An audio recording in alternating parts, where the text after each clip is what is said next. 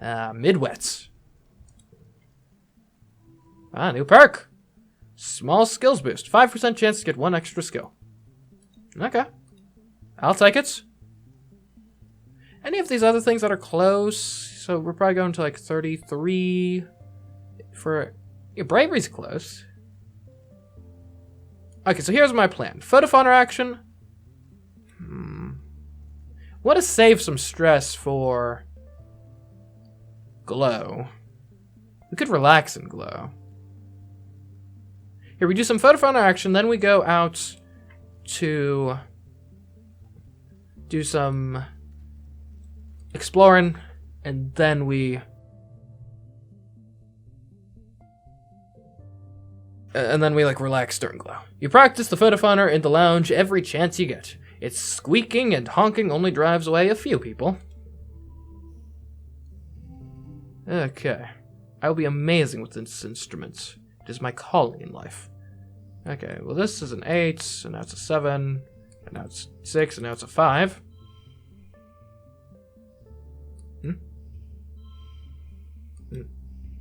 I guess this is technically better. But we should have it arranged the other way. So we should go like 3, 4, 5, 6, and then we get a 5 going here. Great. Let's win!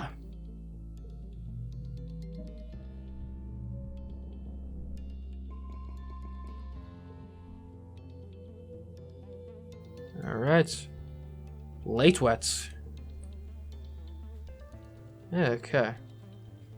How you doing, tangents? Yeah, flow. Good luck getting in the flow. Reasoning would still take a while to get up to where we need it. Okay, let's go out on an adventure! It just jumps out of the bed of an expedition's transport, slapping it fondly on the roof before turning to. He looks uncommonly comfortable in his skin. Hey, Selena, he says. It was a good day out there. He doesn't elaborate. Is it because you had Nami with you? Is there perhaps a thing developing here? Hey, Nami. Rex and Nami are curled up together, his head on their lap, as they watch something on Nami's holopalm. Ah, yes, the OVAs. Great. What is your birthday again? It's not now, is it? It's like the mid-dust? Okay. Alright. We can go survey the ridge. 2 perception, 2 engineering. That's not a bad skill to develop. Although the valley is where those eggs are. There's a boss event remaining. We haven't even done...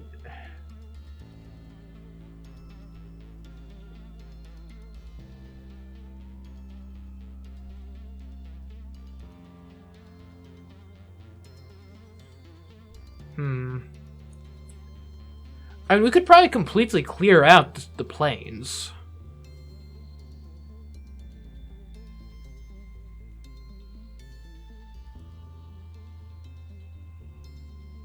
Biology's almost there. Let's forge in the valley. We can take on the next level next year. Alright, let's go. The Valley of Vertigo.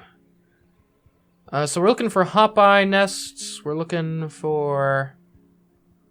I guess, in theory, the boss event at some point, perhaps. I wonder if it's the same boss event as before. Okay. So that's a dead end. Let's not interact with that necessarily. Because that'll take time. And time is money.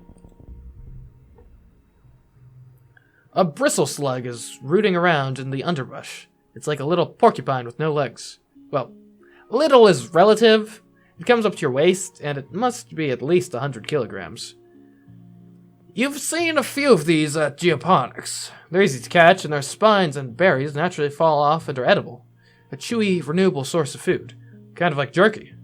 Maybe you could catch this one. Not enough animal skills, or combat skills, either way. We'll observe it. Miraculously, it doesn't even notice you're here. You watch it bumble around. It's so cute. It has no legs, just a scaled belly that it kind of flexes and undulates to get around. And unlike a slug, it isn't slimy at all. Actually, it's pretty darn adorable. Wish I could have captured that. Would have been great. Is this the nest we've been looking for?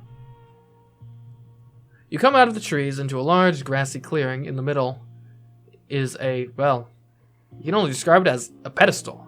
In the middle of a cradle of flowers sits a massive egg, easily larger than any egg you've seen before. It's white with red flecks, and it's just sitting here, in the middle of the empty clearing. Totally unprotected. I'll take it. You put one foot up on the pedestal to brace yourself. This thing is huge. However, as you do, the pedestal starts moving, and it starts growling? Its flying appendages unfurl to reveal the face of a manticore! It narrows its feline eyes at you, and rumbles in warning as it stands to its full terrifying height. You figured out where the egg came from. With your arms full of egg, you can't really fight. Your choices are limited. We can throw the egg and rug, we can keep the egg and run, or we can fight the manticore. I'm keeping this egg. This is my egg. I got it, fair and square. We have a random card has been locked. Okay, great. We could go for a 3, 4, 5 sort of deal. Or we could like have like a 7. And then like this becomes a 6. We gotta. Let's go for 3, 4, 5. Sounds fun.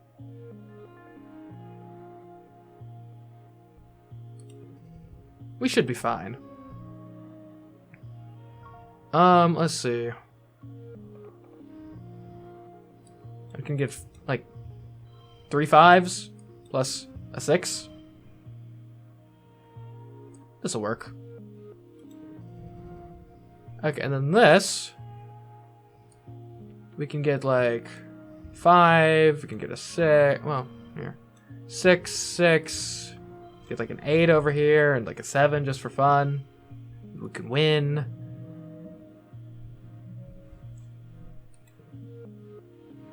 You stumble blindly through the clearing towards the relative safety of the trees, the cumbersome egg blocking your view of your own feet.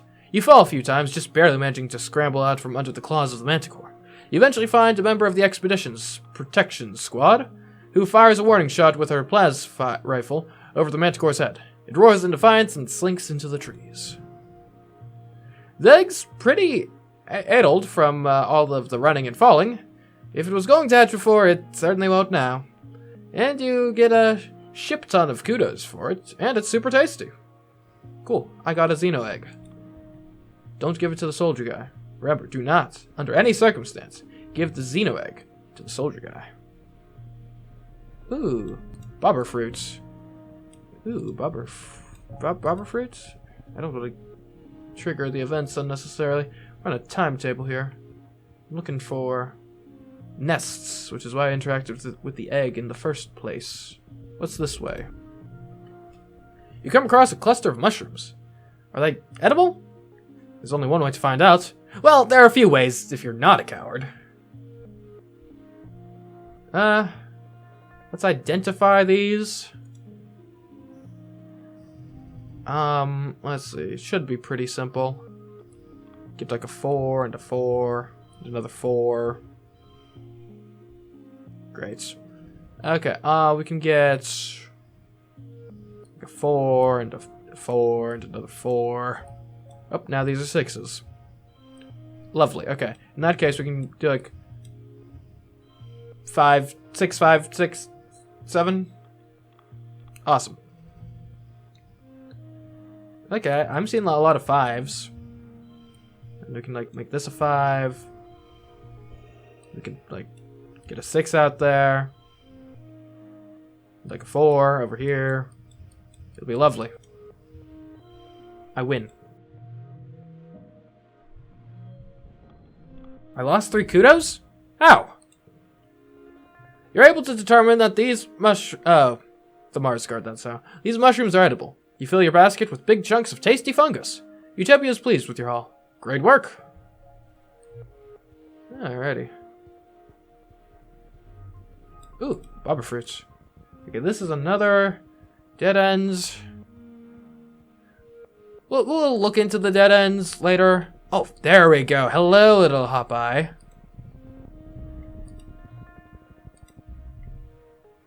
You spot a hop-eye nest, just like Tangent asked you to find. There are 9 eggs inside, all packaged up in what looks like a delicate spun glass cocoon.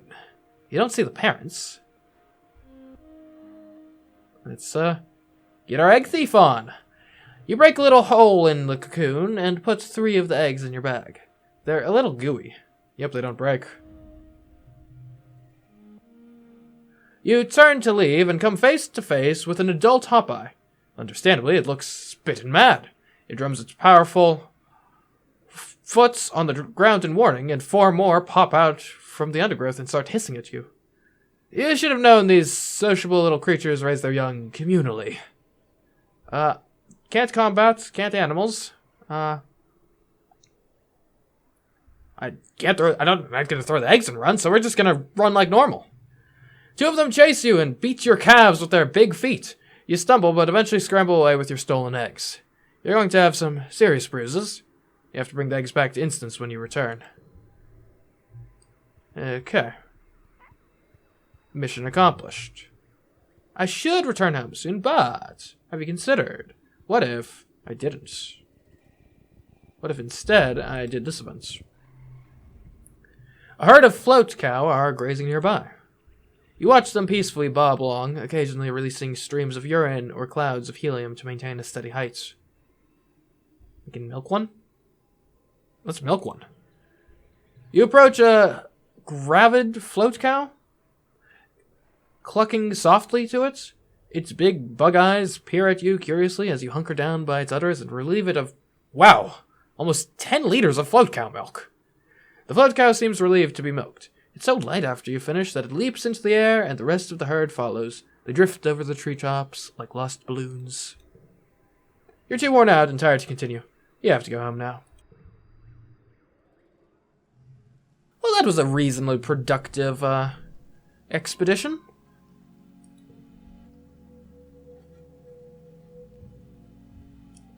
Glow. Well, nothing to do but relax. Oh, new perk. Biology, level 1. Native botany? Unlock xenobotany research in geoponics. Huh. Neat. How y'all feeling with the glow? Hey, Dis. What's up? Dis is standing stock still, staring out into the wilderness. Doesn't matter what we do or how hard we fight, he mutters. Nature's going to win in the end. It always does. But here's the thing you're forgetting to think about, Dis. We are nature too.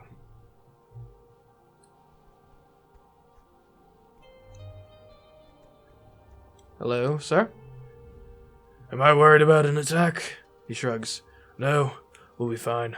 The governor's got this. And more importantly, we've got explosives. I like to see those alien animal null shits beat that. Hey, an enemy. Cavalier as ever? Great, great, great. Tangent, my friend, how you holding up? It stands to reason that there will be some sort of attack this glow, as there has been in other years, Tang says, looking out towards the walls. It's my hypothesis that each attack will grow in intensity until we are routed from the planet, or become the dominant species. With how difficult this year was on our food supplies, we are certainly entering this season at a disadvantage. We got this. We got this, Tang. We got this. Hopefully. Hey, Kyle. Kyle stands in the middle of the garden, looking around at the blanketing dark and the eerie glow from the nearby fungal forest. I never knew plants could be like this, he breathes. It's amazing. We should swap, I think. I'd rather have the hero cape than the Plaz cutter. Okay. Well then, I think let's enjoy the walls. Walls are fun. Or well, yeah, maybe we'll hold up inside. That seems fun too. We'll relax in the lounge. Nothing much happens this month. You spend most of the time spacing out to whatever is on your hearspeak, occasionally nodding hello to the other colonists passing through. You binge a few seasons of a show you've been meaning to watch. Or rewatch, rather. I think it's time for doing paperwork to leave.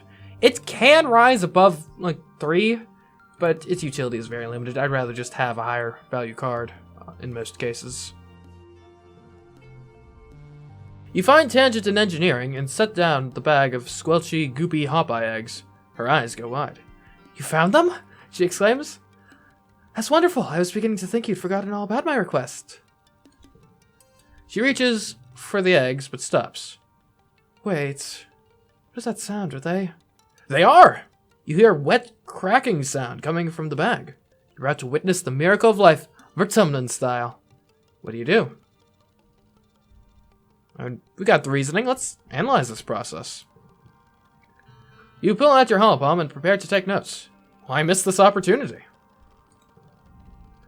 You and Tang watch in wonder as the gel-like shell of the largest hop-eye egg splits like a ripe melon in the sun, spilling out a tiny, squirming pink baby and a small puddle of amniotic fluid.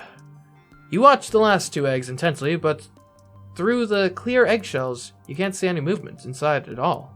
Not even a heartbeat. "It's okay," Tang says. "We only need 1. You do realize I have a pet hop-eye, right? For the last couple years. The tiny hop-eye is on its feet, foot, within minutes, taking cautious little hops on the sleek surface of the lab bench. "Magnificent," Tangent says, keeping the palm-sized hop-eye from falling off the table. "I expected them to be helpless at birth like kittens or birds, not already moving around like an ungulate. Incredible. Can't wait to study it." "Well, it's yours." Again, I already had one, but I mean, maybe you want to specifically study the infant ones, so okay. "Perfect," Tang says. "Let me get a specimen container for it." She leaves you with the tiny, clumsy thing, which chirps and blinks up at you unevenly with its 4 eyes. Well, whatever Tang and Dr. Instance are going to do with it, it's probably for the greater good of the colony. +1 helped Tangent. Is that a status effect? Okay. And, now, back to your regularly scheduled programming. You wake to the soothing sound of your dad's voice. Then remember he's still gone. You wonder how long it'll be before you stop expecting him to be here. You're lying in bed, staring at the wormhole through your window, when you hear a deep thump resonate through the ground. Then a second one, quieter. The woven roof of your room quivers, unleashing a season's worth of fine, glowing dust to sift through the air. Through your open window, you hear voices sounding the alarm. The annual offensive is here, and leading the charge are 2 massive Faceless. Well, let's do this. 2 of them this time. Great. I'm heroic at least. You grab a plasma rifle and report to the front, where a line of soldiers has taken up arms and is waiting for orders. The colony prepares to defend itself against the 2 building-scale Faceless, as well as a teeming swarm of smaller Xenos that seethe towards you.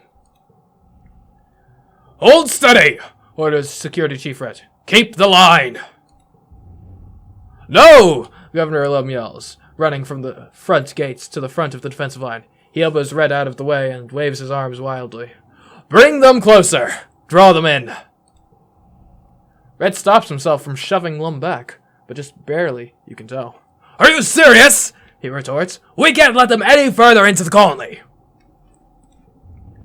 "We're going to fight them on our territory," Lum cries, raising his plasma rifle over his head with one hand. "We have the walls. Let's use them. We'll let them come inside and pick them off one by one." Not the strategy I would employ.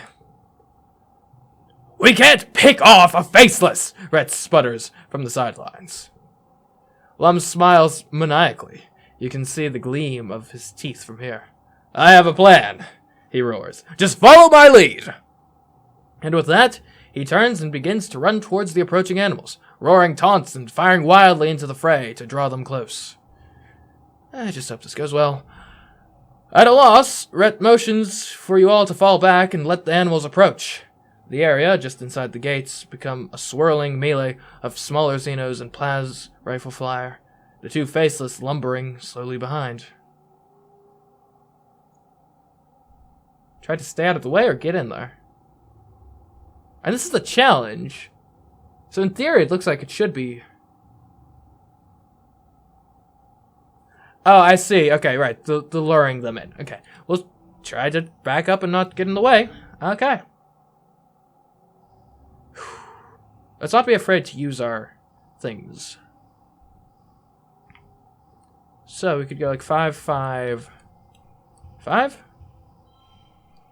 Cool 27 to start with. That's not terrible. Next round. Okay, we can get a 5, 5. And put this out here. Get another 5. How many blobber fruit? We have 3 blobber fruits. We could even like. What if we were to like yellow or let's blobber fruit it, right? Okay, and let's turn it into yellow, and then we get 3 of our flesh, right? And then we do like this. That should be better. Okay. Okay, we got a lot of 3s, at least. Okay, we got this, we got this, we got this, plus 1 bonus to pairs. We're gonna have a pair. This is... What is... Oh, right, that's why, okay. So, here, what you would actually want to do is maybe, like... Well, you could do this. But I think it would probably be better to just, like, get a 4 and a 5 out there. We can even make it a 3, 4, 5 situation. Like, this. And that gives us victory. Lovely. 40 out of 41. No, okay. Nitpicks. You aren't exactly a professional soldier, but you managed to hold your own against the Xenos. Even though you still scream and retreat when something gets too close. You don't injure any humans with your plasma rifle, at least. Out of the artillery smoke, wafting over the battlefield, Lum comes running. Here they come! Here they come! He shouts joyfully and plows through the gates with the 2 Faceless galloping behind him. It's, without a doubt, idiotic. And horrendously dangerous. You can't help it. You hit record on your holopalm and film the ensuing chaos. You catch a glimpse of Chief Rhett putting his hand over his face and sighing. A squad of Helio soldiers takes up the charge and helps shepherd the Faceless into the open area in the middle of the colony. You have horrible flashbacks to the first time you saw a Faceless inside these walls. From the looks on the faces of the other Stratos, you're not the only one. Then, you're all thrown to the ground by a tremendous explosion. Fire engulfs the center square, roasting the 2 Faceless in an inferno that blasts the sweat from your pores. Rocks and chunks of dirt patter all around you, with the occasional thunk of burning mushwood. Those soldiers nearest the blaze all recoil in surprise. Clearly, no one but Lum knew that the square had been rigged with explosives. You don't think anyone was caught in the blast, but it was close. Lum stands before the blaze, laughing and firing at the 2 tortured Faceless as they roast to death.